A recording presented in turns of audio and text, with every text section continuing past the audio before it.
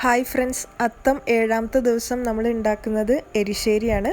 അതിനായിട്ട് ആവശ്യമുള്ളത് മത്തൻ, മമ്പയർ, തേങ്ങ, ചുവന്ന മുളക്, പച്ചമുളക്, കറിവേപ്പില, കടുക്, ജീരകം, ഉഴുന്ന്, മുളക് പൊടി, മഞ്ഞൾപ്പൊടി, ശർക്കര. ആദ്യം നമുക്കൊരു ചട്ടിയിൽ മമ്പയർ വേവിച്ചെടുക്കണം. അതിനായിട്ട് ആവശ്യത്തിനുള്ള വെള്ളവും കുറച്ച് മുളക് പൊടിയും മഞ്ഞൾപ്പൊടിയും കൂടെ ചേർത്ത് കൊടുക്കാം.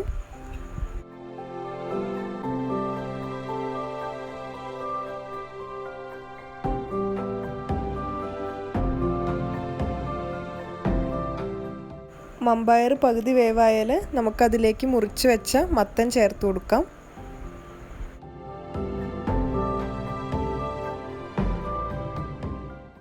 മത്തൻ നമുക്ക് മൂടി വെച്ച് വേവിക്കാം. മത്തൻ വെന്ത് വരുമ്പോഴേക്കും നമുക്ക് തേങ്ങ അരച്ചെടുക്കാം. തേങ്ങയിലേക്ക് ആവശ്യത്തിനുള്ള ജീരകം കൂടെ ചേർത്ത് കൊടുക്കാം. അരയ്ക്കാനായിട്ട് നമ്മൾ 1/2 കപ്പ് തേങ്ങയാണ് എടുത്തത്. ബാക്കിയുള്ള തേങ്ങ നമുക്ക് ഈ സമയം തന്നെ വറുത്തെടുക്കാം. അതിനായിട്ട് പാനിലേക്ക് എണ്ണ ഒഴിക്കാം. കുറച്ച് കടുക് ഇട്ടിട്ട് അത് പൊട്ടിക്കാം. അതിലേക്ക് ഉഴുന്നുപരിപ്പും ജീരകവും ചേർത്ത് കൊടുക്കാം. ചുവന്ന മുളക് കൂടെ ചേർക്കേണ്ടതാണ്. അത് ഞാനിവിടെ ചേർക്കാൻ വിട്ടുപോയിട്ടുണ്ട്. അത് കഴിഞ്ഞിട്ട് നമുക്ക് തേങ്ങ ചേർത്ത് കൊടുക്കാം. തേങ്ങ നല്ല ബ്രൗൺ കളർ ആവുന്നത് വരെ ഫ്രൈ ചെയ്യണം.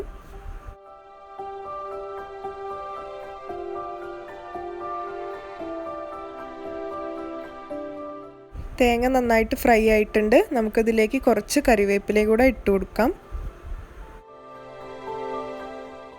അതിനുശേഷം നമുക്ക് ഗ്യാസ് ഓഫ് ചെയ്യാം. ഇപ്പം നമ്മുടെ മത്തൻ വെന്ത് കഴിഞ്ഞിട്ടുണ്ട്. ഇനി നമുക്കതിലേക്ക് ഒരു പച്ചമുളക് മുറിച്ചിട്ട് കൊടുക്കാം. അതിനുശേഷം നമ്മൾ അരച്ച് വെച്ച തേങ്ങ ചേർത്ത് കൊടുക്കാം.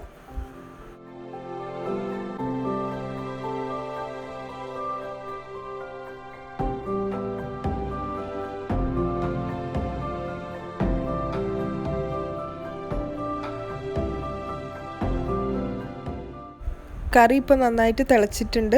നിങ്ങൾക്ക് ഉപ്പ് ഇനി വേണമെങ്കിൽ കുറച്ചും കൂടെ ചേർത്ത് കൊടുക്കാം.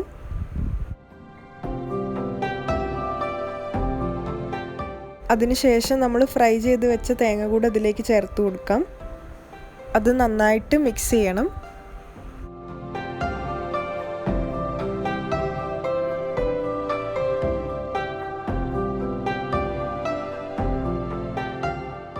കറി ഒന്നും കൂടെ തിളച്ച് കഴിഞ്ഞാൽ നമുക്കൊരു ചെറിയ കഷ്ണം ശർക്കരയും കുറച്ച് കറിവേപ്പിലയും ചേർത്ത് കൊടുക്കാം. എന്നിട്ട് ഗ്യാസ് ഓഫ് ചെയ്യാം.